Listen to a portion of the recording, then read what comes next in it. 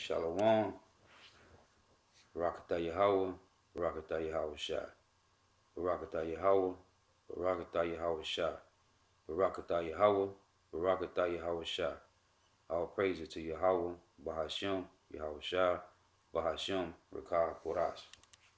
Double honors to the apostles and the elders of Great Millstone who rule well, and a sincere salutation to all the Akim, pushing his truth throughout the four winds of the earth, waking up the hopefully elect.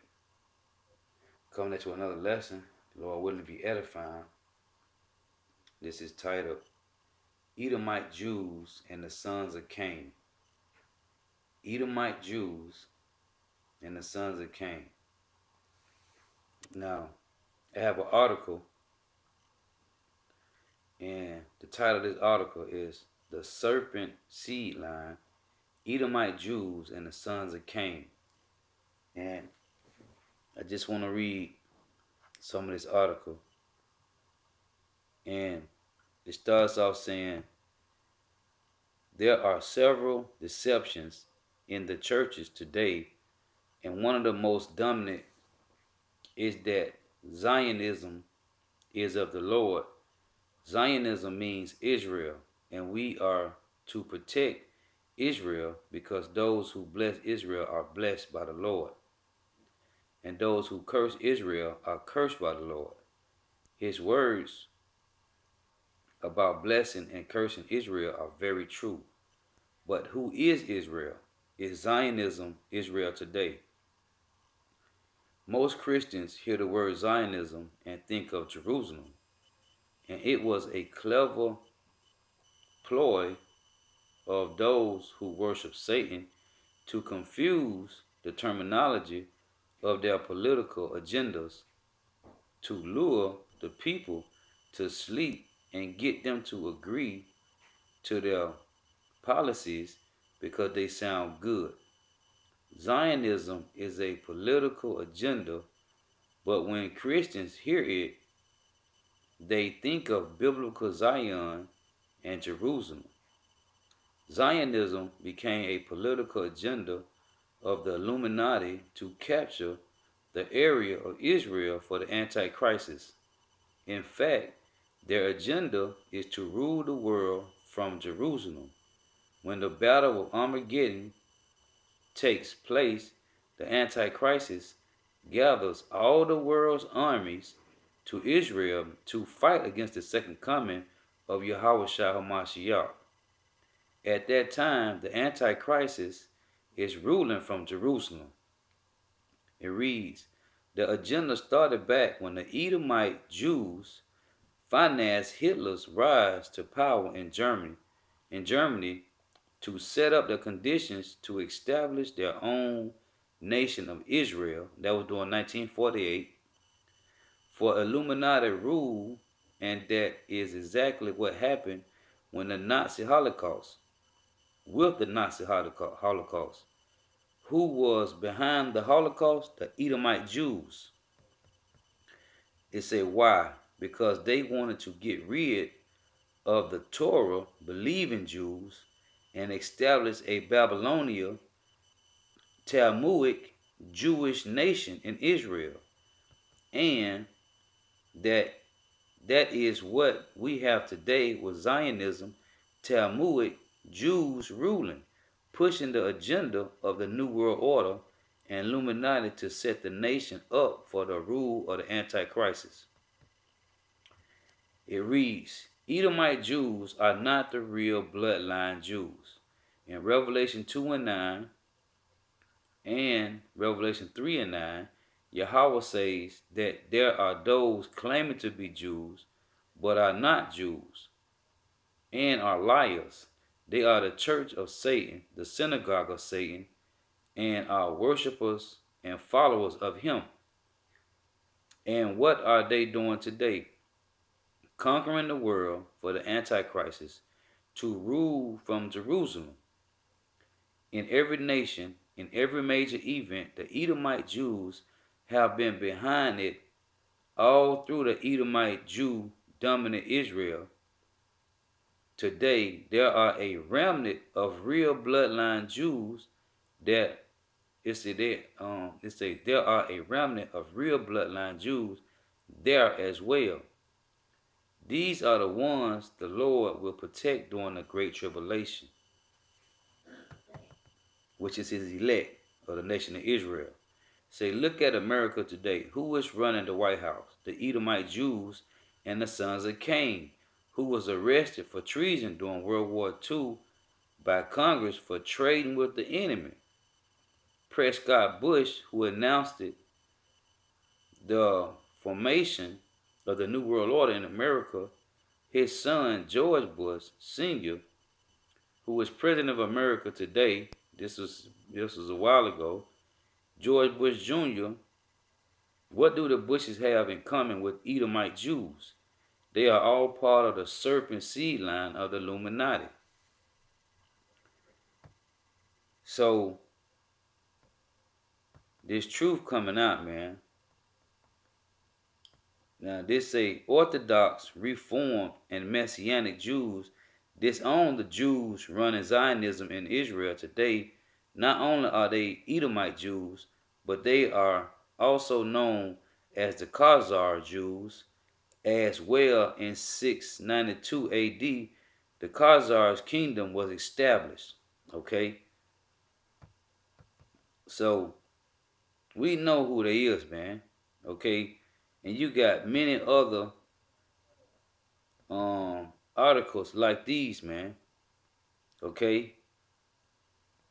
Exposing who they are, man. It just tell you, it say Esau is also described as ruddy and hairy.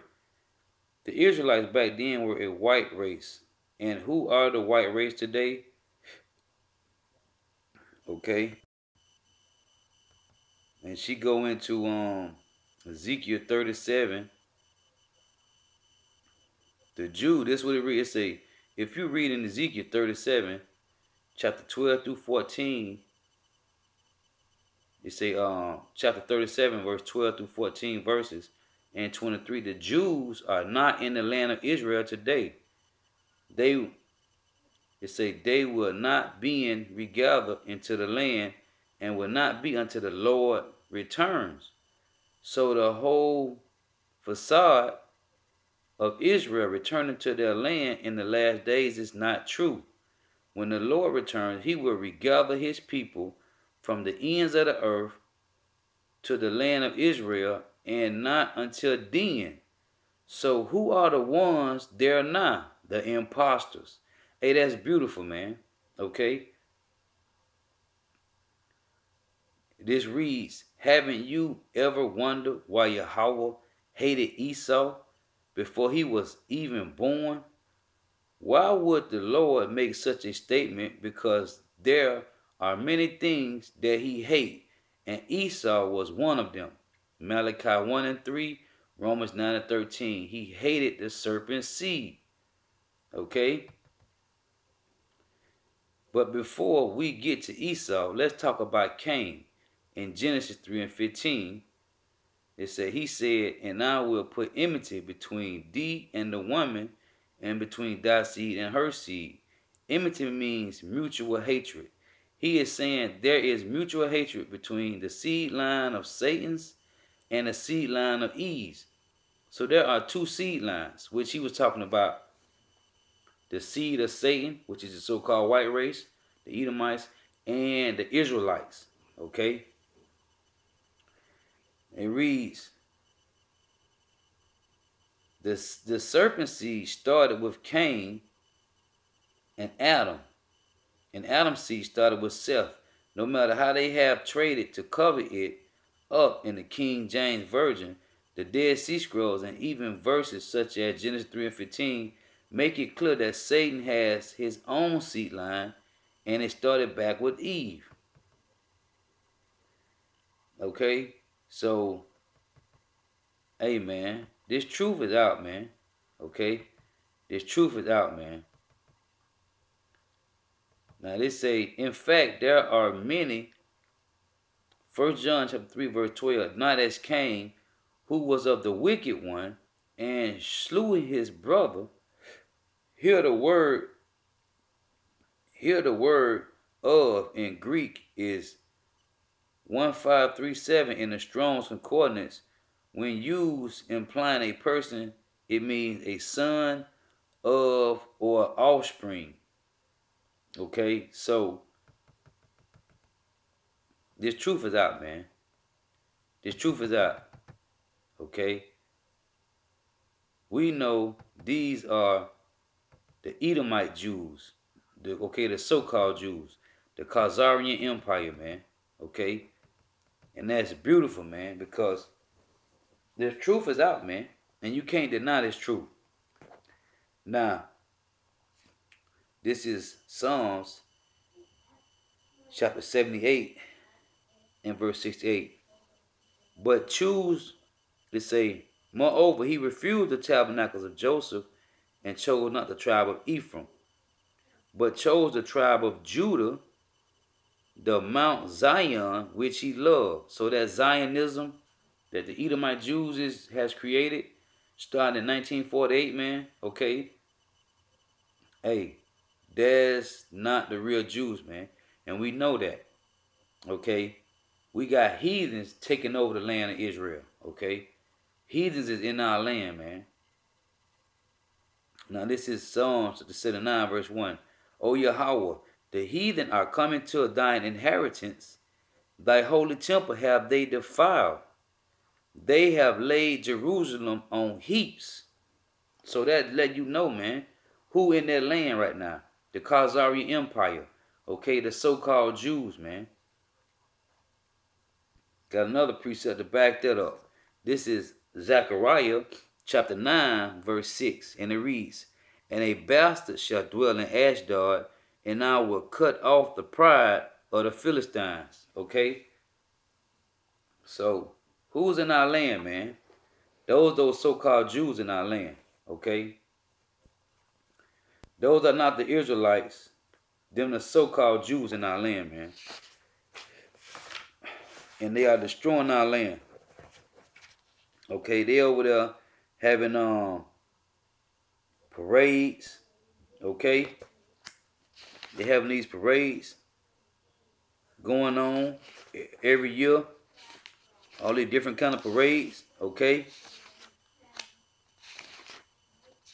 So it's like they over there bugged out in the land, man. Because them is not the real Jews. Okay? We are. Judah, Benjamin, and Levi. We the real Jews. Those are not the real Jews in that land, man. They over there destroying our land. I got another precept. Let me find this real quick.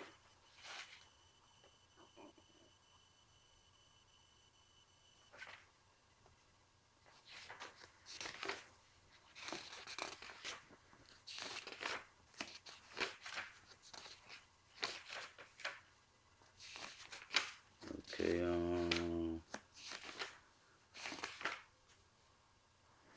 okay, this is Exodus chapter 17 verse 16.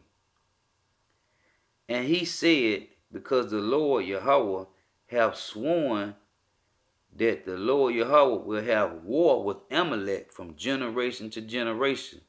Hey, so those so-called Jews over there in our land, man, okay, they're going to be destroyed, man.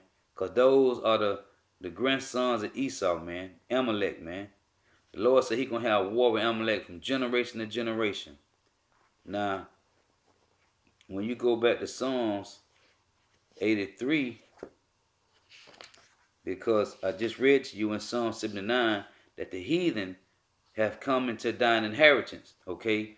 And they portraying themselves as being the Jews, but they're calling themselves Israelis, Jewish. And they don't use the name, okay, Yahweh. Okay? They call him Jehovah of Allah. Now, this is Psalms 83, verse 4. They have said, come and let us cut them off for being a nation, that the name of Israel may be no more in remembrance. So, it say, for they have consulted together with one consent, they are confederate against thee, the tabernacles of Edom and the Ishmaelites, Moab and Ammon and Amalek. okay, and Philistines, and the inhabitants of Tyre. So the main point of this is Edom and Amalek, okay? And he said he shall have war with Amalek from generation to generation, okay? And them Edomite Jews is in our land, man, okay? So we know the truth, man. We know the truth. And then to add furthermore to what they've been doing with our language, okay? Cause ain't no vowels, okay? Ain't no E's, ain't no J's, ain't none of that in our language. Now, this is my 1465 Bible. And I'm going to page 73. And this is what it reads. This is the name of the Lord. Okay. Now I'm gonna jump down. It say the most ancient copies of the Hebrew text were written in consonants only. As the language became less and less used, scholars called it. They say scholars called Masoretes. That's who changed the language up. The Jewish Masoretes. It say added little dots and dashes called vowel points to indicate how the text was to be pronounced. It say oddly enough, they put the vowels that go with the word Adonai together with the sacred four-letter name called Tetragrammaton, which is the YHWH, to guide the readers to say Adonai aloud in the synagogue service. Now, that's what it say about Jehovah. It say Jehovah. This is the origin of the name Jehovah. It is actually a hybrid name combining the vowels of Adonai with the consonants of YHWH into Jehovah, or it's a or Yahuwah. And we know that's Yahweh. Now on the side, they got the extra A to go with the E and the O go with, and Yahuwah. That's supposed to be Yahweh. See, they know the name, but they're changing it because it tell you that in I think it's in Malachi that the Most High name is dreadful among the heathen, so they can't pronounce that. Okay, it say the A of Adonai is changed for reasons of Hebrew pronunciation. Okay, the people who produced this name were medieval Christians, Hebrew scholars. The Jews never acknowledged such a name, meaning Jehovah. They never acknowledged the name Jehovah or Yahuwah. It was Yahweh. That's why it's right here to tell you that Yahweh right here. Okay? The Jews never acknowledged such a name. The defense of this Christian hybrid is the same as the defense of the Jewish avoidance of pronouncing the name traditionally, which is Yahweh. There are many lovely hymns and paraphrases of the Psalms that use this name. So it would be a loss to eliminate it from our Christian vocabulary. The poetic form of Jehovah is Jah. Now let's say Yahweh. It is very likely that the name was pronounced very much like Yahweh, which is Yahweh. And they telling you the truth. Comparison with the transliteration of the name into the alphabets from very ancient times confirm this. The best argument for the spelling is that it is probably historically accurate. However, it's the 1952 introduction explaining its reason for rejecting Yahweh. In the translation, it said it lacks devotion qualities for English-speaking Christians. It is true that many names beginning with Y seem odd to our culture. All the names in English Bible beginning with J, including Jesus, were pronounced with a Y sound in the original as in hallelujah. Okay? So letting you know, man, Jehovah and Yahweh and Yahuwah, Yahshua, that's not the Lord's name. It's Yahweh, man. Okay? This is the proof, man. This is the proof. And this is my 1465 Bible, man. And it's a lot in here giving you the history. Okay? Now, real quick, I'm gonna end it on this. I gotta get this book.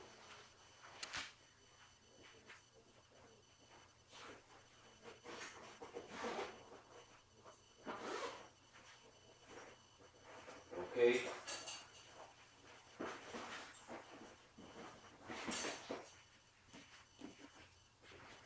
Salakia. This is the Bible Dictionary, the Zonovan Bible Dictionary. Now, real quick, I'm going to go to the YHWH in this Bible. Okay, the spelling of the Lord's name.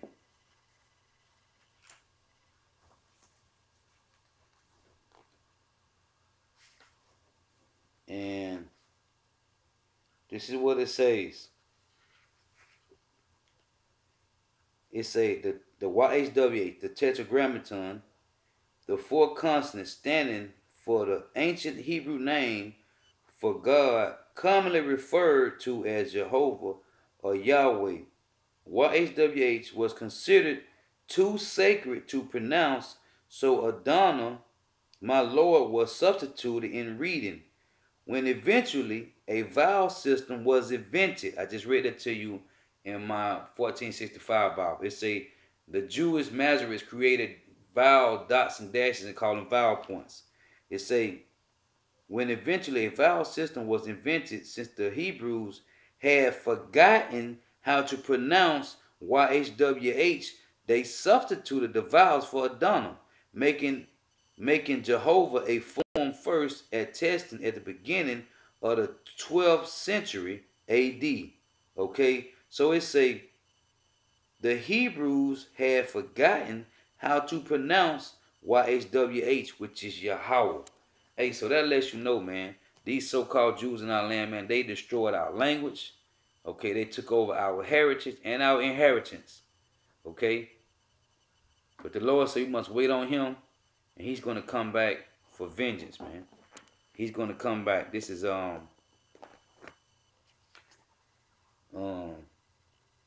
this is Zephaniah chapter 3, verse 8. It said, therefore wait ye upon me, saith the Lord Yahweh, until the day that I rise up to the prey. For my determination is to gather the nations, that I may assemble the kingdom, to pour upon them my indignation. Those so-called Jews, them Edomite Jews, the Khazars, the Khazarian Empire, the Amalekites, Amalek, even all my fierce anger, for all the earth shall be devoured with my fire of my jealousy. Okay? Hey, and with that, I hope someone was edified. I want to say all praise to Yahweh, Bahashem, Yahweh Shah, Bahashem, Rekah, Kodash. Double honors to the apostles and the elders, a great millstone who rule well. And a sincere salutation to all the Akim pushing this truth throughout the four winds of the earth, waking up the hope for the elect. Shalom.